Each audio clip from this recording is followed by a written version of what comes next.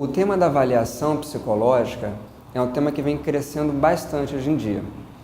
Algumas coisas modificaram entre o que a gente chamava antigamente de avaliação psicológica, que continua sendo feita, que é uma abordagem muito utilizada em todos os psicólogos, e o que é o novo no mercado, talvez, uma avaliação mais restrita, mais sofisticada, que é uma avaliação neuropsicológica.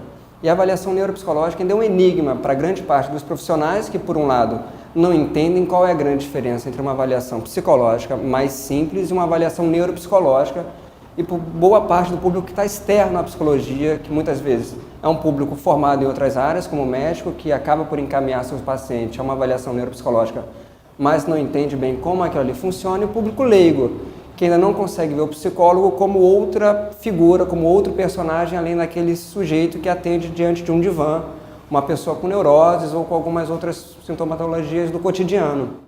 A avaliação neuropsicológica ela é um procedimento muito específico de investigação e testagem das funções cognitivas, executivas e do comportamento sob a lógica do sistema nervoso central. E ela é feita para diversas finalidades. As mais frequentes, os casos que mais aparecem para uma avaliação psicológica, podem ser divididos em dois.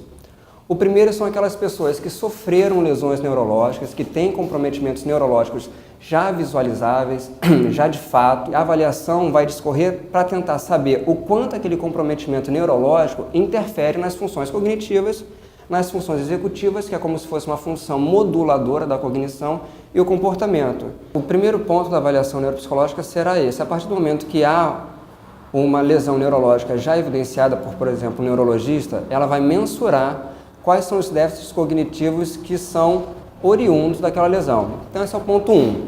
O ponto 2, que também é muito feito, cada vez mais está em evidência, é o seguinte: a partir do pressuposto que há uma correlação entre função mental, por um lado, e cérebro, por outro, o que não quer dizer que um explique o outro, mas que eles estão correlacionados.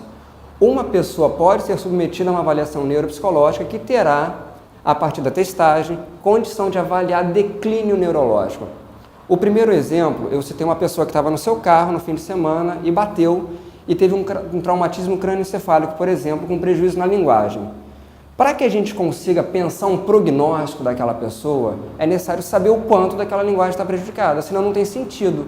Para que a gente possa pensar numa farmacêutica, por exemplo, indicada, uma farmacoterapia, uma psicoterapia, uma reabilitação cognitiva, é necessário saber quanto daquela função, dos pontos de linguagem, foi prejudicada. No segundo caso, onde não há evidenciada uma lesão neurológica, mas a gente sabendo que há um estreito correlato entre função psicológica e funcionamento encefálico, a gente pode testar, por exemplo, uma pessoa e descobrir que os níveis minêmicos dela estão muito abaixo daquele esperado. Ou seja, a gente vai testar a função mental, dos pontos de memória, para tentar chegar a patologias do sistema nervoso central. O Alzheimer, por exemplo, é uma patologia onde o diagnóstico definitivo só se dá por autópsia. Depois que o paciente morreu, vai um médico competente e consegue realmente fechar o diagnóstico. Essa pessoa tinha Alzheimer. Antes da morte da pessoa, a gente tem uma hipótese diagnóstica que será melhor ou pior confirmada a partir de sintomatologia e sinais físicos. Principalmente no Alzheimer, no caso desse exemplo, a memória é a primeira função que vai embora. E como é que a gente vai conseguir descobrir se aquela memória, que no Alzheimer é a primeira função que se perde, ela está abaixo da média, muito abaixo da média, ou está descendo lentamente como no envelhecimento normal? A partir do momento que a gente consiga, primeiro, ter uma teoria subjacente a essa avaliação que correlacione a função memória a uma localização cerebral. Depois, teorias de patologia. Aquela doença ela apresenta-se no mundo a partir de tais sinais e tais sintomas, e depois instrumentos adequados com alguma sofisticação que consiga mensurar aquela função cognitiva e saber que aquele perfil cognitivo é compatível no caso que eu dei com uma demência de Alzheimer.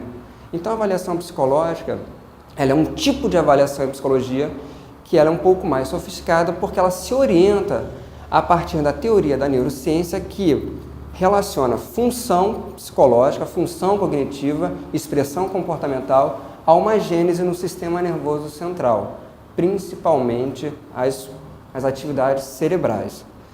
Isso não quer dizer que uma avaliação neuropsicológica possa falar tudo sobre o ser humano. Nem quer dizer que a expressão do ser humano se dá sobre via linear a expressão do seu funcionamento cerebral. Não é isso.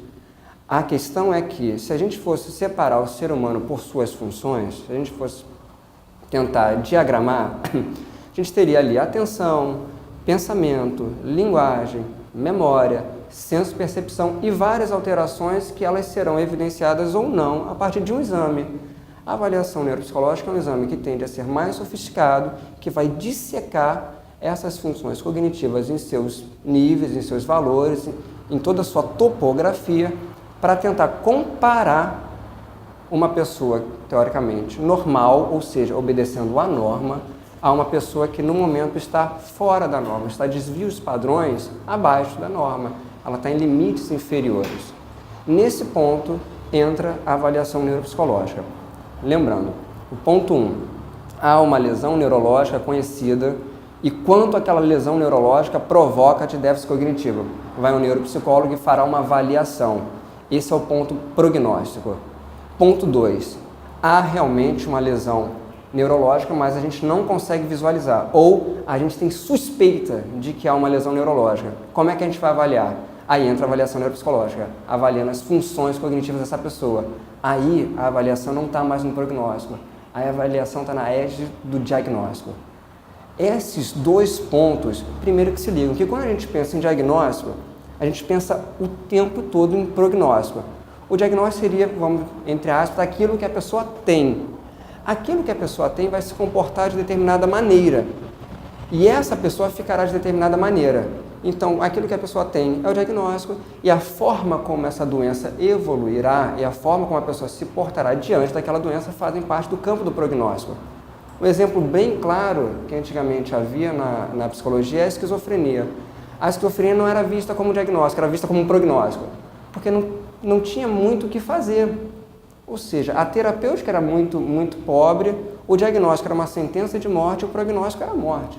Hoje não, hoje a gente consegue, a partir do progresso, do estudo, a partir de várias pessoas pesquisando diversos temas, à luz de tentar correlacionar seus objetos de estudos ao sistema nervoso central, à expressão e ao funcionamento desse sistema nervoso central, a gente pode não mais nos permitirmos a explicar tudo sobre todas as coisas do mundo, mas sim conseguir dissecar funções executivas e propor melhores explicações, não para tudo, mas para boa parte do comportamento do ser humano.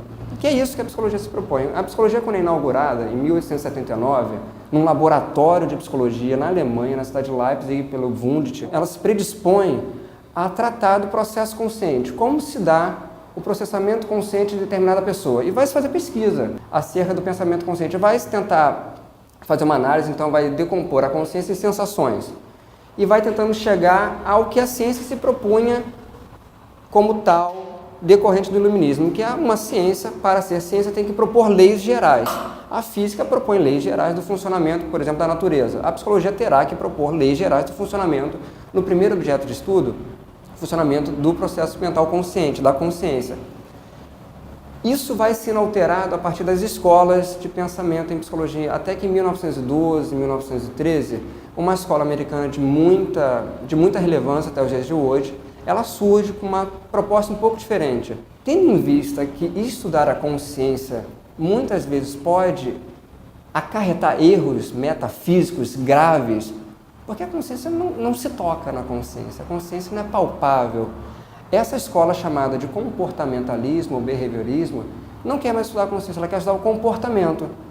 E não é que ela negue a consciência no primeiro momento, mas no primeiro momento ela coloca a consciência como, primeiro, um fato que não é tocado, um fato que não pode ser materializável, um fato que está ali. Ali é metafísico para essa época, 1912, 1913. Então a gente vai estudar o comportamento observável.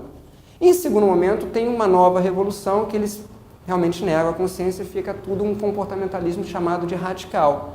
Mas o importante é saber que essa questão toda da psicologia enquanto ciência, ela é feita dessa forma. Tem um reducionismo metodológico que uma hora vai apontar para a consciência, uma hora vai apontar para o comportamento, outra hora vai apontar para as funções executivas e cognitivas, como é o caso de hoje. E esse reducionismo é feito para que a gente consiga, primeiro, não mais formular leis gerais porque talvez não seja o maior interesse das áreas biológicas, mas sim tentar delimitar e delinear os processos pelos quais, no caso da psicologia, os comportamentos ocorrem. Então, o que fica claro é o seguinte: a partir do iluminismo, todas as ciências elas não podem mais ser metafísicas. Elas têm que conseguir divulgar leis gerais sobre o seu objeto de estudo. Quando o objeto de estudo, por exemplo, da física é a natureza, ela vai, a partir de ciências mais básicas, ou de áreas mais básicas, como a matemática, conseguir chegar a pontos de equações que a gente vai conseguir predizer os eventos físicos. A psicologia, mesma coisa, ela é fruto do iluminismo e ela se interessa, desde a sua criação, a divulgar leis, a criar leis gerais sobre, no caso, o comportamento humano, porque o objeto de atual interesse da psicologia é o comportamento humano e os processos mentais. Então, tudo que se faz em ciência, ou pelo menos grande parte, são pesquisas, muitas vezes exploratórias ou não, para tentar chegar a pressupostos mais gerais sobre o comportamento humano, no caso da psicologia. Só que há uma diferença qualitativa entre falar de uma pedra, por exemplo, e falar de uma pessoa. Primeiro que a pessoa tem interação com o meio ambiente. Ela não é só meio físico. Ela instala-se no meio físico e modifica aquele ambiente. São coisas diferentes. Meio físico de um lado, ambiente por outro. Eu posso escolher morar no Canadá, por exemplo. Não é um meio físico que eu quero, mas é um ambiente que eu posso me adequar. E quando a gente separa, por exemplo, a pedra, que é um exemplo até tolo, da pessoa, a gente percebe que para a psicologia fica um pouco mais pernicioso, um pouco mais complicado falar de leis gerais que se apliquem a mim, que estou inscrito numa realidade, uma pessoa que está inscrita em outra realidade, e, por exemplo, um camponês chinês, que tem uma realidade completamente diferente. Então, o grande foco da psicologia, e principalmente hoje em dia do campo enorme chamado neurociência, é propor, é predizer processos gerais sobre dois pontos, o objeto de estudo das ciências.